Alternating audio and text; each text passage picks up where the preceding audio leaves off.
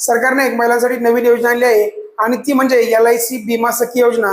या योजनेमध्ये जर तुम्ही महिला असाल आणि जर तुम्ही 10वी पास असाल तर तुम्ही अर्ज करू शकता आणि तुम्हाला यामध्ये 7,000 रुपये पर मंथ अशी पगार मिळणार आहे।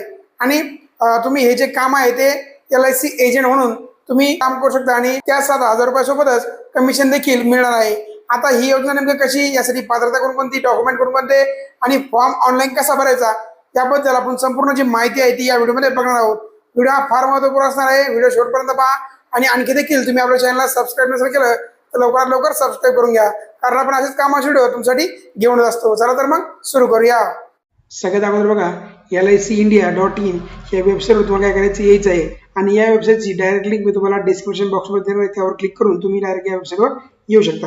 आता आपण काय करू, थोडक्यामध्ये याची जी पात्रता, शैक्षणिक पात्रता असेल, निकष काय काय असतील हे थोडं जाणून घेऊ आणि तुम्हाला पेमेंट कसं मिळणार आहे आपण हे देखील काय करू जाणून घेऊ।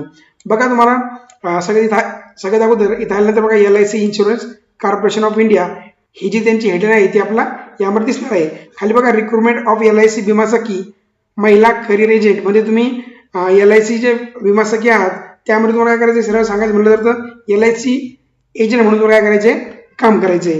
यामध्ये बघा LIC बीमा सखी महिला करिअर एजंट स्कीम 3 इयर, तुमचं एज जे आहे ते 18 ते 70 वर्षाच्या आत असायला पाहिजे। त्यानंतर एज्युकेशनची क्वालिफिकेशन आहे, म्हणजे तुम्ही 10वी पास असाल तर तरी तुम्ही यासाठी अर्ज करू शकता। यामध्ये तुम्हाला एक ऑनलाईन टेक्स्ट द्यावे लागेल आणि त्यानंतर तुमचे जे सिलेक्शन आहे ते होऊन जाणार आहे। आता यामध्ये आपण बघू की पगार आपल्याला कशी मिळणार आहे। जे पहिले 4 महिने असतील त्यामध्ये तुम्हाला 2,000 पर मंथ असा स्टायपेंड मिळणार आहे आणि त्यानंतर बघा त्याच्या पुढचे जे 4 महिने असतील त्यामध्ये तुम्हाला 4,000 स्टायपेंड जो आहे तो मिळणार आहे आणि त्याच्या पुढचे जे 4 महिने असतील त्यामध्ये तुम्हाला 6,000 असा स्टायपेंड मिळणार आहे। यासोबतच तुम्ही जे LIC चे विमा करसाल त्याचं कमिशन देखील तुम्हाला यामध्ये भरपूर मिळून जाणार आहे। आता इथे खाली आपला स्टायपेंड इयर कसा असणार, आपल्याला 7,000 रुपये पर मंथ आपल्याला यामध्ये मिळणार आहे स्टायपेंड आणि त्यासोबतच कमिशन देखील आपल्याला यामध्ये मिळणार आहे। आता खाली आल्यानंतर बघा आता याबद्दल आणखी याच्यामध्ये पूर्ण डिटेलची माहिती आहे ती दिलेली आहे, पण तुम्ही ती सगळी वाचून घ्या आणि त्यानंतर काय करा, अप्लाय करा। मी तुम्हाला थोडक्यात सांगितली। आता आपल्याला काय करायचं, यामध्ये आपला जो विमा सखीचा फॉर्म आहे तो भरायचा आहे। तर काय करायचं बघा, क्लिक हिअर फॉर बीमा सखी या पर्यायावर काय करायचे, क्लिक करून घ्यायचे। त्यानंतर बघा ओके करून घ्यायचंय। त्यानंतर आपल्या समोर नवीन टॅब ओपन होईल आणि त्यामध्ये ही जी विंडो आहे ते आपल्याला दिसेल। आता यामध्ये आपला फॉर्म नेमका कसा भरायचा ते बघू आपण। यामध्ये सगळ्यात अगोदर आपलं जे नाव आहे ते नाव आपल्याला काय करायचंय, टाकून घ्यायचंय। त्यानंतर आपलं जेंडर इथं ऑलरेडी सिलेक्टेड असणार आहे, कारण ही जी स्कीम आहे ती फक्त महिलाला असणार आहे, त्यामुळे जेंडर टाकायची गरज नाही। नॅशनॅलिटी आपण अगोदर बघितलं की यामध्ये भारतीयच अर्ज करू शकतो। डेट ऑफ बर्थ असेल ती तुम्हाला काय करायची, आधार कार्ड नुसार यामध्ये टाकून घ्यायची। त्यानंतर तुम्हाला यामध्ये तुमचा जो मोबाईल नंबर आहे तो मोबाईल नंबर काय करायचा, तुम्हाला टाकून घ्यायचा आहे। खाली आल्यानंतर तुमची जी ईमेल ऍड्रेस असेल तो ईमेल ऍड्रेस देखील तुम्हाला काय करायचं यामध्ये टाकून घ्यायचा आहे।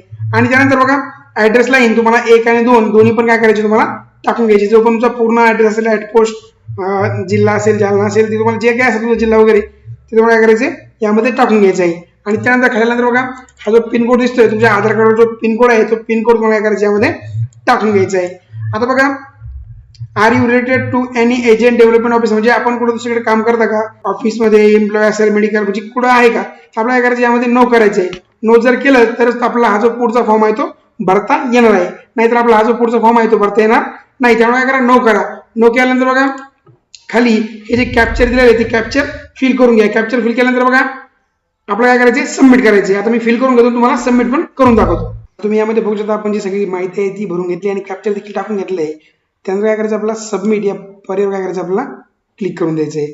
आता बघा आपण जसं सबमिट करणार आहोत यामध्ये आपल्याला आपलं जे राज्य आहे म्हणजे स्टेट आहे ते काय करायचं, आपल्याला सिलेक्ट करून घ्यायचं आहे। स्टेट सिलेक्ट झाल्यानंतर आपली जी सिटी म्हणजेच आपला जो जिल्हा असेल तो जिल्हा यामध्ये काय करायचं, आपल्याला निवडून घ्यायचा आहे। तुम्हाला जी पण ब्रँच हवी असेल, ज्या पण ब्रँचमध्ये तुम्हाला काम करायचं असेल त्या ब्रँचवर तुम्ही काय करायचंय, क्लिक करून घ्यायचंय। ब्रँचवर क्लिक करून घेतल्यानंतर सबमिट लीड फॉर्म या पर्यायावर काय करायचंय, क्लिक करून द्यायचंय। अशा प्रकारे तुमचा जो फॉर्म आहे तो ऑनलाईन फिलअप होऊन जाणार, म्हणजे thank you for your interest, our responsive will be connecting, म्हणजे तुम्हाला लवकरच त्यांच्याकडून एखादा कॉल येईल आणि त्यानंतर तुमची डॉक्युमेंट व्हेरिफिकेशन होईल, एक एक्झाम होईल आणि त्यानंतर तुम्ही यामध्ये जॉब करू शकता। पण यामध्ये बघा तुम्हाला इतर कोणालाही पैसे वगैरे द्यायचे नाही, यामध्ये 1ही रुपये कोणाला पैसे द्यायची गरज नसती। त्यामुळे म्हणजे कोणी जर तुम्हाला पैशाची मागणी करत असेल तर 1ही रुपये देऊ नका। चला भेटूया पुढच्या व्हिडिओमध्ये।